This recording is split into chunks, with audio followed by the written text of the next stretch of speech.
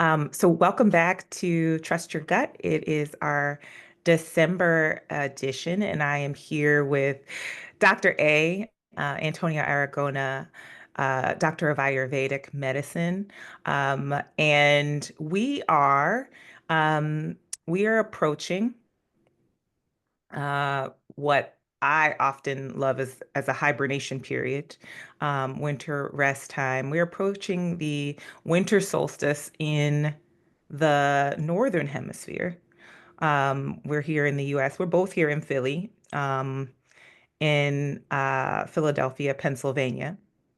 And um, I'm really excited to have this conversation with you today, Dr. I feel like, we've been having these conversations about how we view health and how Ayurveda views health and sickness over the last couple of months, and then also really looking at what health means in relationship to change, in relationship to seasonal change. Last month we talked about in relationship to political change. Um, and this month we're headed into a time of multiple cultural celebrations, multiple seasonal celebrations, times when people come inside and gather. And so we're going to have a conversation about how Ayurveda can support our vision and commitment to health at this time. So, welcome, Dr. Hi, yes, good morning and happy holidays to everyone in this moment because there's lots of holidays overlapping and lots of different experiences happening. And then, of course, there's always the astrological components in the background manifesting themselves in the subtle or overt ways based on our own individual karmic relationship with these things. There's so many things overlapping and spiraling at the same time. And so how to find your sense amidst the chaos and turbulence of these kind of rippling waves that can be higher and lower in some days versus others. Um, it is, a lovely time of year because to my perspective over the years, this is where a lot of inwardness is brought in, and then we look at nature unfolding in that way that encourages this sense of inwardness as we're coming to the solstice. It's technically the darkest day of the year where the sun is at the lowest point in the sky for our hemisphere and um, demarcates like a long, darker day and shorter, brighter aspect of the day. Um, I know people physiologically sometimes can be affected by this and feel depressed or things like this. Um, and so one of the opportunities in that reflection of that experience is to understand, what is happening, as, physics and physiology interplaying with each other. And then karmically, the mental configuration of our own individualized templates that we came into this world with. And understanding how these are like the matrices of what is happening simultaneously.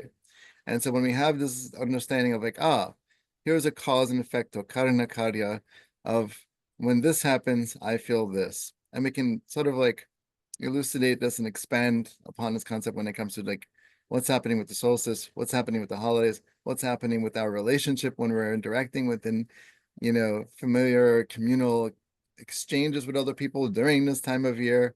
Like we can apply that concept of the relationship of these things to many levels. And so knowing where we stand in this moment in time is important. And how do we come to that sense of being, right? Because the mind is turbulent and in and of itself, with or without the seasons and times of the life and where you're at in age and things like that, just by virtue of mind being mind, it is going to have its own turbulence. And if we can get beneath that surface of the ripples on top of the ocean's surface and go to the depths of the water where there's no movement, there's a stillness. And there's so many distractions, there's so much chaos, there's so much overstimulation, That's to some people it can become numbing. To some other people, it can become feeding, and so people will feed and spiral further, deeper into the abyss of chaos.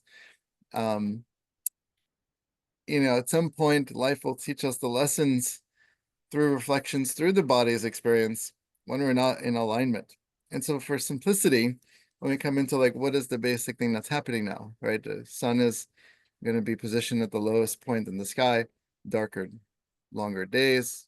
And, it's like we can look at it as doom and gloom, you know, Mhm. or say, how magical is this cosmos and this solar system that we're existing within, that we're a witness to and experiencer of these cosmic forces, you know, uh, it's almost like, well, of course this is happening, right? The sun rises, we're affected by when the sun rises. When the sun sets, we're affected by when the sun sets. When the moon is full and prominent in the sky, it creates some sort of subtle and for some like overt relationship of depth that we're like, wow, look how beautiful, As I was driving last night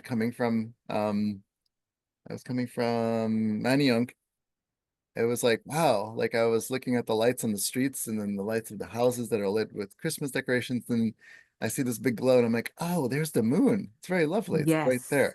So yes. whether some people are just like, oh yeah, moon, or don't even register moon, um, it's still happening on some level, whether you're registering it or not, because your sensory experiences are always registering. The five senses always are picking up information. It's sort of like, what are they honed in on that will gather more information and keep your focus? But all the five senses are constantly doing their thing. It's like five horses without a rein. And, you know, with Ayurveda, we look at other texts for the philosophical aspects of how to maintain mind. And so we look at Bhagavad Gita and we think, you know, there's the chariot and horses that Arjuna was being carried by. And the horses without reins are the mind, as the mind with the senses. So the chariot sort of the mind, and the senses are the horses, and without reins, they go awry. They become chaotic. They go all Hmm. over the place. And so you have to put them into like a rein, and then you control the senses. And so this inward state of coming to this place of pulling in the senses and going, all right, there's too many distractions. Mm. I just need to hunker down. I need to just focus on one thing. That will start cultivating this potency of the mind so that when we have that clear, sharp perception, then it's very piercing like the sun coming through the clouds of a dark day. And so when we have this inner awareness of like the solstice is bringing us darkness, we can say how amazing are we a part of this solar system and the revolving and rotating of the sun and the earth and the moon and all these things that were part of this bigger picture versus like it's a personal offense. It's a personal defensive reaction Hmm.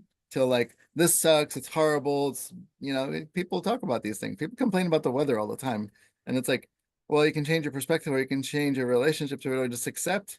You can complain, but complaining isn't gonna get anything but begetting complaining. It's like we're going to the darkest time of year because we live in this part of the hemisphere that happens to versus where the other one doesn't happen to until we're there. It's like these are cosmic forces that you're opposing instead of understanding I am part of this and I'm feeling this. And if I'm feeling this negative piece, and what is it about me that's having this relationship to this thing? And in Ayurveda, this is the we mentioned earlier when we were talking about the seasonal transitions and things like that. And so a shloka that I will bring in is let's see. Because previously I discussed like Adana Kala and Visarga Kala. So Adana Kala is the lesser strength period, and then Visarga Kala is the good strength, or stronger strength, because Adana Kala is more about when the sun is prominent that it's depleting, even though we think, oh, it's invigorating, but it has a depletive aspect. And Visarga Kala, Dakshinayana, is the period of darker time of year, which is the fall into winter, late winter. And we have the soma, which is like the moon, this nectar is more in the sky, and we're building tissue. And so understanding like in Ayurveda, we can break down to like 2 times of year when the solstice dictates this. Then there are generally 6 seasons in Ayurveda. Um, and so when we think about Visarga Kala, the period that we're in, the shloka would be Varsha Vashasaradhed tu Dakshina Bimukhe Rike Kala Marga Meghavata Varsha Vidyata Pratape Shasinya Chavya Hatha Bhale Mahendra Salila Prasanat Sasantape Jagati Aruksha Rasaha Pravardhante Malavana Madura Yata Kritam Tatra Bala Mupachyate Rinna Miti. And so this is coming out of the chapter that's talking about the um, seasonal regimen and dietary lifestyle considerations and things like that. And so it's talking about this time of year where the sun is situated southwards and heat slackens due to effect of time, its position with respect to the earth, clouds, wind, and rain. Power of the moon is predominant, rainwater diminishes, the heating effect of nature. All of these lead to the predominance of like using like sour tastes, salty tastes, sweet tastes in the dietary regimen, but also in the experiences because we're having, you know, the sweetness, which is a heavier taste in the elemental configuration of the elements, the five elements, and there are six tastes, and you know, sweet has earth and water as a combination, so prithvi and up, and so this is the time of year when we have heavier foods because you know the cold from the outside forces the heat that we normally have that dissipates in the summertime for cooling purposes into the system. So it's sort of like the centripetal versus centrifugal force, and we're putting this more sort of centripetally into the center aspect of digestive system, which makes digestion stronger. So in a normal healthy body, um, this time of year tends to provoke a hunger, where in the summertime there should be less hunger. In the wintertime there should be more hunger properly. Mm-hmm. And we understand it's because the heat is being pushed towards the central component of the digestive system. So it's like turning on the burner or boiler or hot water in the house to really get the heat moving. And then you can cook more, which means foods are heavier with more proteins, more, you know, more fats and things like that. And when we're going in through the solstice, we're going into a darker period. It's like creates like a sense of heaviness in that place, but it doesn't have to in the mind. And so physiologically, we know from Western medicine and Eastern medicine, there's this relationship from gut to mind, right? And Mm-hmm. knowing that or following the seasonal menu. So when we have pumpkins and pomegranates and like figs and apples and all these cooked pies and all these cooked desserts and all these cooked foods and baked foods, you know, we're really stoking that fire by creating this density with this density. So it's like we've done the kindling from like September to October, and then slowly we're adding in like the pieces of bark and branches before we can put the big logs to sustain the heat through the winter, and we can keep feeding it once it's that strong. So in a normal healthy body, when we have this proper appetite, you know, we can look at how that food is nourishing the cells in the body, but also increasing the intelligence of the body and mind. Mind is affected. So if everything is moving properly and flowing properly and circulating properly and metabolizing properly, we can see this relationship of like, oh, so it's getting to be darker every day. No problem. You know, mind can process it and reflect like, oh, this is time to come inward. You know, the animals are coming inward. Mm-hmm. They're storing food for the winter because they're not meant to be completely active because it takes so much energy to be out and active. But then the more outward you are, the more exposed you are to the elements, which can cause dysregulation and expose you to like pathogens and things like that because you're weakening your system. So staying up late this time of year, running around, doing all these things, you're setting up the precursor to that. And we're starting with understanding like, how do I change this pattern? How do I look at things differently? Well, what is my relationship to the day? What is it looking like today? Is it cloudy and heavy and rainy? Is it cloudy and cold and just darker out because it was fog one morning? Is it snowing today? Which I hope it does snow one day. Um, Yes. you know, or is it bright and sunny? You know, like we will respond very quickly as subtle cues in the background of our consciousness to the day's elements. And then we're thinking, oh, it's December, it's end of the year, there's all these holiday things to do. And, you know, people are trying to do all the holiday things and everyone's running around and stressing themselves, you know, ayasa, which is the stress of like, aticistaihi, which is the multitasking that have to go here, then have to go to this party, then have to do the work, then have to do the closure, then have to end the year, then it's the fiscal year, and have to stay up longer because, and then you crash and then you get sick, and then January you come and everyone's like, why am I ill? Yes. And it's like we know preemptively with consciousness that if this is the pattern every year, you're not going to change the rising and setting of the sun in the hemispheric horizon. You're not, no one's going to change that, unless you die and then you're not in a body to experience it and you're fine. Then you go somewhere else that might have it. And then you're accepting what can I have control over is my perspective of this experience. But it's not always easy to come to perspective because if the body is influenced by things that are not being metabolized properly and the quality is not proper, portions are not proper, eating at inappropriate times, doing inappropriate things. I have a couple of friends that are like, we're going into fasting right now. I'm like, this is not the time of year to fast. It's very inappropriate. Like, Yes. and my one friend, like, she has a lot of vata imbalance. She's also, on a spectrum. And she's like, oh, I'm doing this one special thing. I feel better already when I fast for a day. Everyone will feel better for a day when you fast, of course. But is this appropriate? Because if you have this perpetuating sort of like neurological issue that's affecting all your tissues, your digestive system, you're sensitive to foods, you're sensitive to sleep, you're sensitive to insomnia, you're increasing this capacity of the air and space element. Fasting provokes air and space element. And so you're wondering, like, why am I in this cycle that every time this year, for example, she's like, this is when I experience these kind of symptoms. I'm like, in my mind, you're not my patient. Of course you are. I'm not surprised. I just give her love because I know, Hmm. she does not know and she's justified in what she thinks that will work for her. And we've had light conversations. She's like, well, what works for some people doesn't work for other people. I'm like, no, that's true.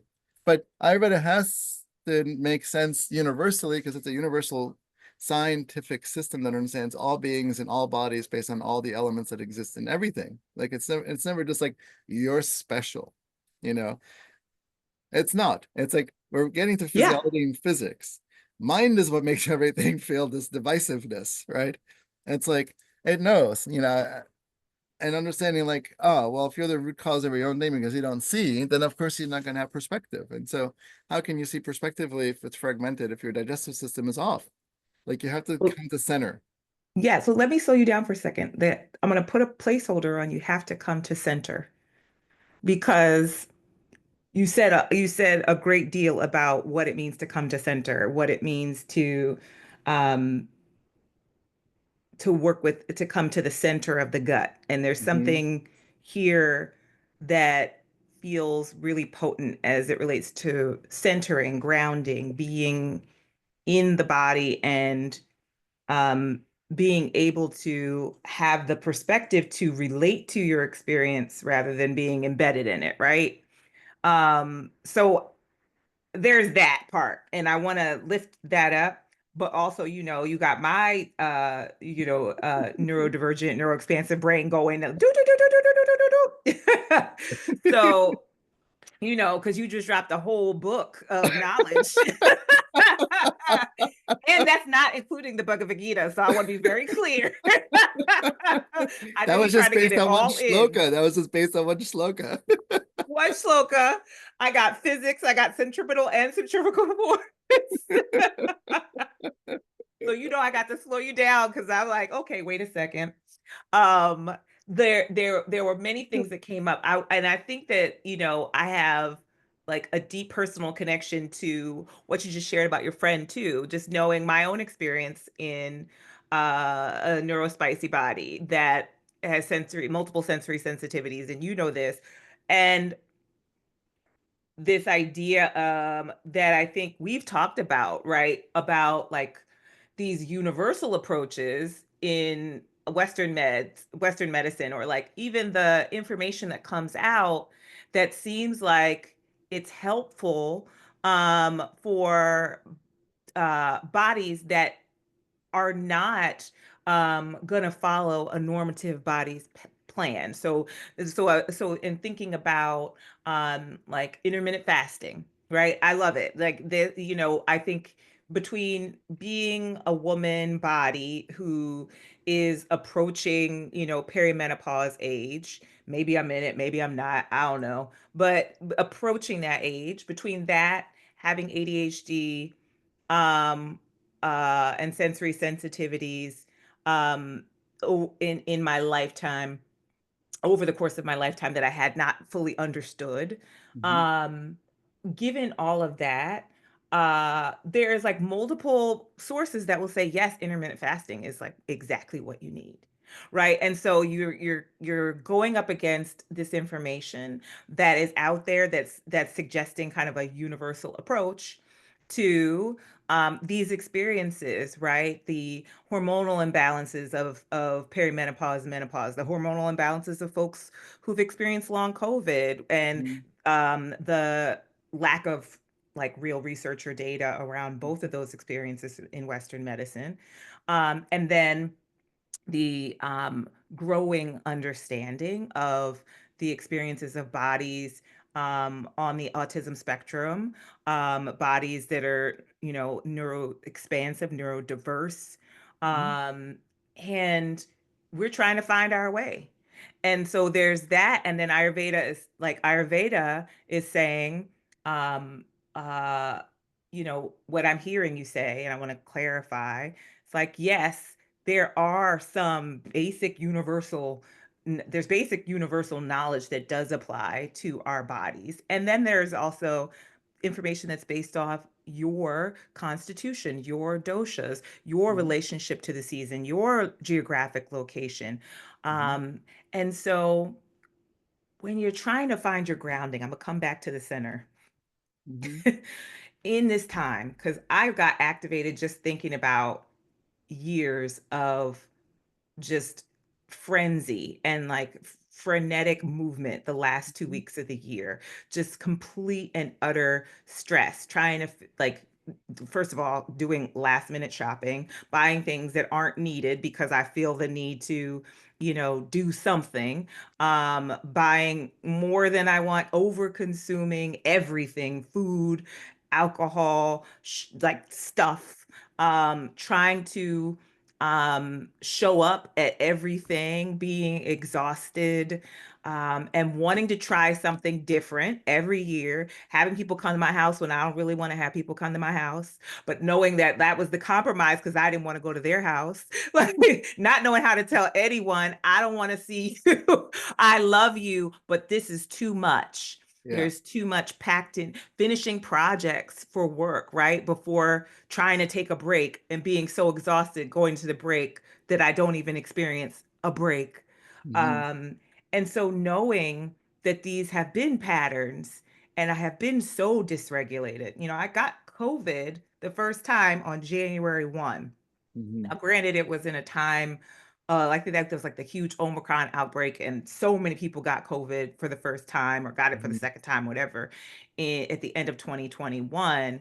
But I know I was burnt out, broke down. My body couldn't have fought anything. My body, it wouldn't have. I was susceptible to anything, I think, knowing how stressed and depleted I Hmm. was. So I just want to kind of come back to that and see what's emerging for you there. And then I want to come back to the moon. But what you think? Yeah. No, I mean, it's true. So basically, in general, there are 2 points in an individual's human experience that they come to realize that there's a centeredness or returning back to home, right? And, Hmm. you know, coming back to your center place. One is when, we have an awareness because somehow we're imbued with this type of um, you know, predisposition to how we think cognitively and reflect on the world and have this expansiveness in thinking and kind of like look at the world from that perspective. And we're like, here's a cause and effect relationship. I'm noticing these trends, and this is how I can make conscious choices. You know, the other time, the second example is when we have illness, we are forced back to center. But, and these are like general concepts of like either you have a certain awareness and you're like making these sort of analytical cause and effect relationship um, considerations, or you're in this ill place. But subcategories would also be suggested or implied because, some people that get sick might not think about like, wow, you know, I got sick. So how did I get here? and what do I need to Hmm. do to get out of here and not get back here again? And some people just have this sort of hamster wheel effect of just thinking, well, I just have to get better and just get back to doing the things, or just keep doing the things I'm doing unless I'm vomiting and vomiting out my butt. So I can't eat that thing right now because it makes me sick. You know, this is like a very basic fundamental mental piece that's like determining these pieces of information, making that choice. Like, I'm going to eat pizza anyway, even if I'm not feeling good because I want pizza. But your body's like, no, what are you doing? Why are you going to still linger with this kind of thing? And of course, the food becomes poisonous unless you make better choices, or within that sense of illness, you're like, yeah, I don't want to eat anything except for tea or hot water or broth or soup. Then you're like within that range. But then you can go deeper and think, how did I get here? Oh, it's because of X, Y, and Z and running around and staying up late and all these things and overdoing it. That tends to be the reason why people get sick is overdoing it or Hmm. underdoing it. It's the extremes, you know. And then the flip side of that is a person that just makes choices to navigate through the world, knowing the cause and effect, and they have that.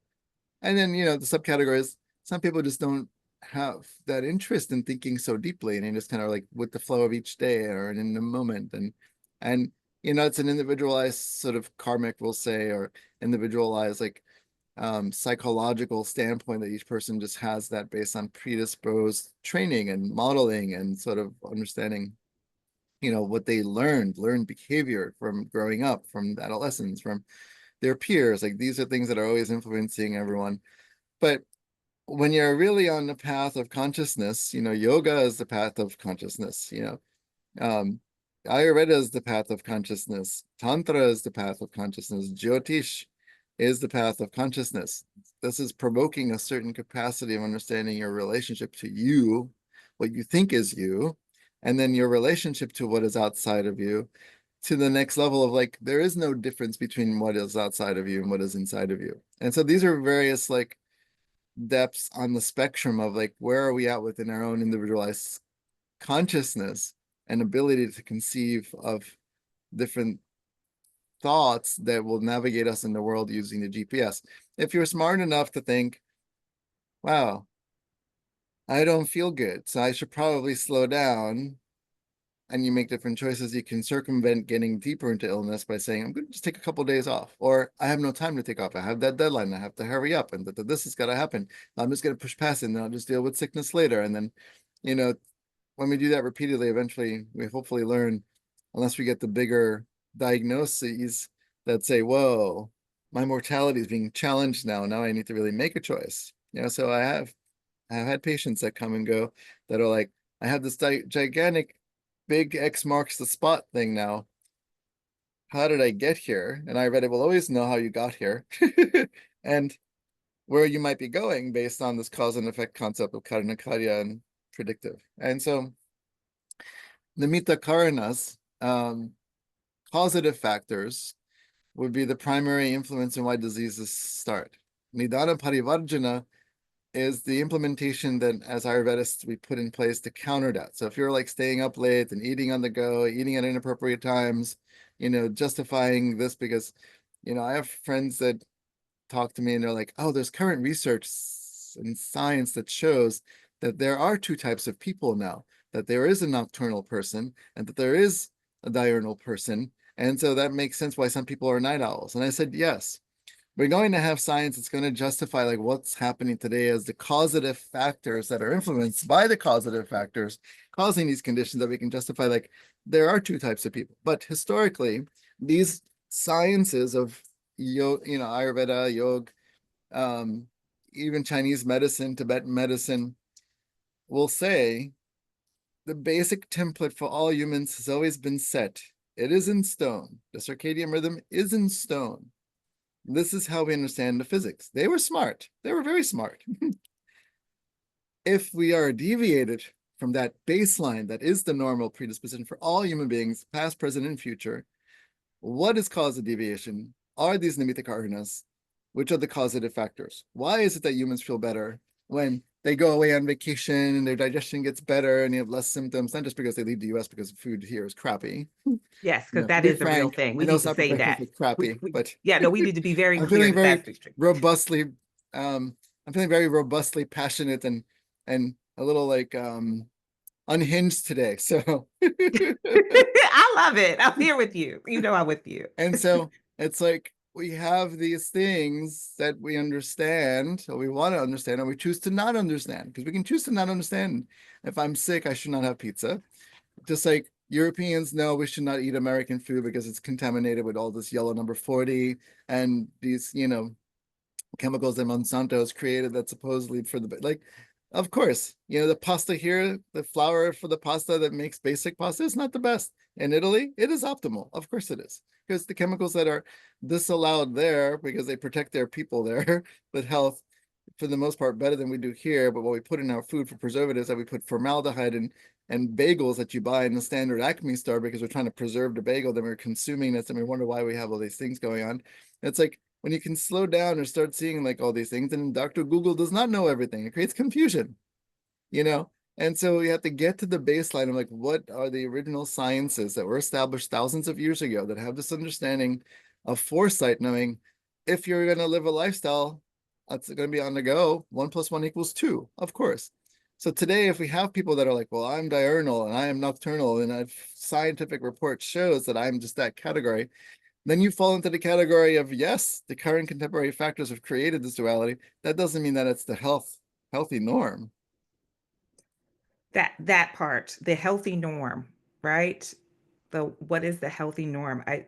The the perspective, right, keeps coming back. And I really appreciate you talking about consciousness and practices of conscious awareness at this time. One of the big um, light bulbs that went off for me in the beginning of our talk today is really thinking about how you change your relationship with darkness. What is, or even just paying attention to what is my relationship to darkness at this time. And you spoke to um, the beauty of connecting with the moon. We're just coming out of the full moon in Gemini, and now we're moving along in the lunar cycle. We're also moving towards the solstice on Saturday. We're moving into Capricorn season, and this time, as you mentioned, like you could equate darkness to doom. Um, you know, and there's a lot that we could doom scroll on right now in the world, and that doesn't have anything to do with the seasonal change. However, that is also happening, and I know this is happening in my body. I'm paying attention, right? So I can send my therapist a text message and say, you know what, I know I'm over consuming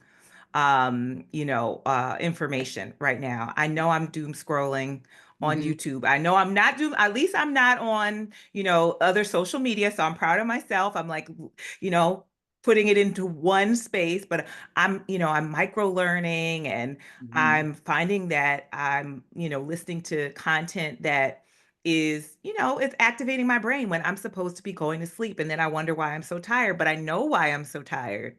I Mm-hmm. know that I shouldn't. And so I'm not eating the pizza. I'm very clear that I know that the pizza is not serving me. And I have learned this lesson multiple times.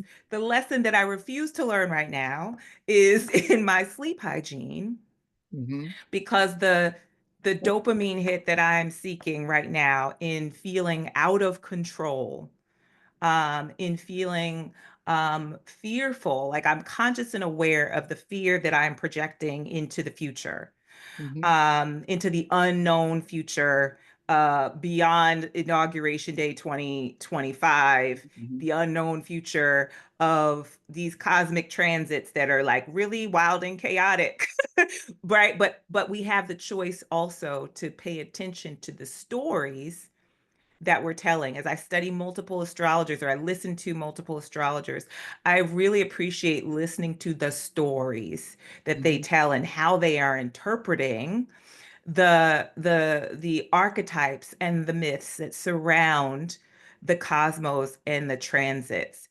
Mm-hmm. And the ones that I find so much value from are the ones that can hold it all, Mm-hmm. and the ones that can hold what could be perceived as negative based off of the stories that ancients told, right? Which has context and power. And I'm really sitting with this piece that you said about registering the magic, like being able to connect with the sensory gifts of the moon, being able to connect with the sensory experience of taste, and like knowing these are the tastes that will serve me well at this time, and paying attention to the gifts and the stories and the nourishment at this time. And so I'm wondering, like if we were to have some guidance for, you know, this period of time till I see you next month, but to get us through, I'm hearing like, oh, I want to pay attention to my salts, my salty, my sweet, and my sour. I want to pay attention to, I want to track my sensory awareness. I am going to make a commitment around my sleep. Um, Hmm. right? Like, what are the things that I can do? I'm going to make a commitment to be in a beautiful devotional relationship with the moon, which I always am. I'm a Cancer rising, like me and the Mhm. moon, we besties. But yes, what would you leave us with around the guidance? Yeah, the guidance would be, you mentioned earlier about the going to darkness. And so that's interpreted and applied in many ways. Going into the darkness during this winter solstice, going into the darkness when we go to sleep, going into the darkness of sleep itself, because in the sleep there's a surrender, there's an offering that we're doing, because as we're lying down in bed, we're, subconsciously knowing I'm going into the darkness of what the depths of this evening will bring, with the possibility that I think I will wake up tomorrow morning, which is not guaranteed to us. And so that going to sleep is a thing that must be done because we must sleep properly, but understanding that we're not guaranteed to wake up from that sleep. We're not guaranteed to, um, you know, have an inhale after the next exhale. Exhale is guaranteed. The last thing we do on this earth before we leave as humans is we exhale, you know. So we have to understand, like, there's this part of this cyclical piece that's part of the bigger picture that we have no control over, but we think we do, and so we create anxiety. And then the darkness of going into meditation, and meditation can look many different ways. There's countless tools of meditation to meditate. If you're a Christian, you want to meditate on Virgin Mary. If you're from Asia and you want to meditate on Kuan Yin, if you're from, any tradition that you feel that that's the thing you want to focus your awareness of, that creates your sense of divine connection, even if that means you're atheist and have no connection to the nothingness of things, that is still a thing. Nothingness is still a thing. And Mhm. so your focus The on your practice. meditative process, whether you're agnostic, whether you're atheist, is believe, because there is the nothingness. Of course, there is the nothingness. That is the Purusha of all consciousness in some Samkhya philosophy. So we acknowledge that nothing is nothing. And so the rishis, the sages, the divine beings, the saints, the people that have achieved that level of consciousness, know that this is all play, right? So yes, the sun is doing its thing, Saturn's doing its thing in Gemini and Pisces. This is all story. And I someday, maybe not in this lifetime, I will be at that state of consciousness where I will really be solid in that presence of consciousness that says, I am unaffected by any of these things because I understand it's all part of the play and that it will not pull at my center of who I am, right? So for us mediocre human beings that are trying to figure it out day by day, the simplicity would be to take away with is find that one thing that you can focus on that is your ritual, your practice. To whoever deity, god, goddess, non-god, non-goddess, really focus on that piece in your relationship to your day, but also see, because in all these traditions, the sun is always acknowledged, the moon is always acknowledged, the rain, the seasons are acknowledged because they're there. You can't make them up, you know. You can complain about them, but you can't make them up. And the fact that you can complain about them means that they're not made up. They're a thing. But taking that all into context and using this deeper awareness and this opportunity this time of year from the astrology supporting it, from the seasonal transition piece of the solstice and all these things, go inward to like whatever capacity to really make it a daily point to like focus on this touchstone, because you are the touchstone. Because when you connect to your own touchstone, that is the keystone. And that Mm, keystone will be the thing and how you can unlock each interaction with each person, especially when you're enduring any kind of familial or communal experience, exchanging with other people, whether it's Christmas Day or it's New Year's Eve, or and you're interacting with people and personalities and stories. We all have stories. This is the habitus of things, that there is this kind of story compounding belief system that has to be extrapolated within our own analysis. And so we look at, how do I show up knowing my centeredness can interact with another person, knowing what's salty as an experience, sweet as an experience, and sour as an experience. I will have clear boundaries within myself to know I like the sweet experience, the salty and the sour. So there's some salty people, there's some sour people, there are some bitter people, there's some dry people, and there's some spicy people. And so how do you interact with these people? We can understand from ourselves, where we had the centeredness of like, how do I relate to everyone versus think, how do I not relate to everybody? mhm. And what is the thing that we can relate to? I mean, all cultures, and all traditions in all parts of the world connect on food and music. Yes. Maybe when we open our mouths, that's when we start to trouble. Just sing and eat. That's the only time we should open our mouth. When you And start, dance. huh? And dance. And sex. Yes, yes. Yes, and So yes. yeah, because we are having sex with people physically, copulating, but also the interaction from the tantric science of things. Your amalgamation interplay with people, when there's like a smoothness and sharing energy and all these things. There's a sexual energy there. It doesn't imply that you want to get pounded by somebody. Right? It just means you want to really enjoy this intimacy, because that's an intimate connection. And Yes. there is some sensuality there, to the degree that as Americans we're hyper, both polarities, sexual, immaturely, gives us the discrepancy and incapacity to really see like these kind of things compared to like European model. People are just like enjoying the nakedness of each other, and you know, they're not so, and cathartically bound to this emotional processing. Is They're not as fragile. Hmm. We're a developing Yes. country, and there's a lot of like, we were the melting pot for a long time. That's what we were called. And now there's all this confusion of like, who are we? Where are we? Where are we from? I'm a little bit of a purist. I'm 100% Italian, born here in New York, and I have this sense of purity of knowing like there's one part of solidity, you know, Mhm. but that's still a story. I just chose this life to be Italian, which is great. But in my spiritual practice, I keep coming back to center. Like, what is it that I am? When I lose myself, then I get confused, and then that's the chaos that gets created by the arguments and contrast. But if I know my centeredness and I can somehow find that place in myself of acceptance that you have your story, I have my story, let's find a way of being together in our differences, because maybe the differences aren't extreme enough to keep us apart. But also, like in Bhagavad Gita, Arjuna and Krishna are talking about this battle of like us versus them, me versus them. And Krishna keeps saying, there's no us and them. You're in this strife of conflict because you think there's us and them, but you should live your purpose, because your purpose is your truth. You live for your truth. Then there is no us and them. You're just doing something purposely for that deeper place of consciousness that we all have. Mhm. Everyone is doing that thing. It's not personal. I think this is where we're going to close Yes. because yes, because I think it's a gift to take this message forward. I am so grateful for you. You are a gift in my life, and I um, am overcome with the gratitude of my heart for being in relationship with you, Antonio Aragona, Ayurvedic doctor, wisdom keeper. Thank you.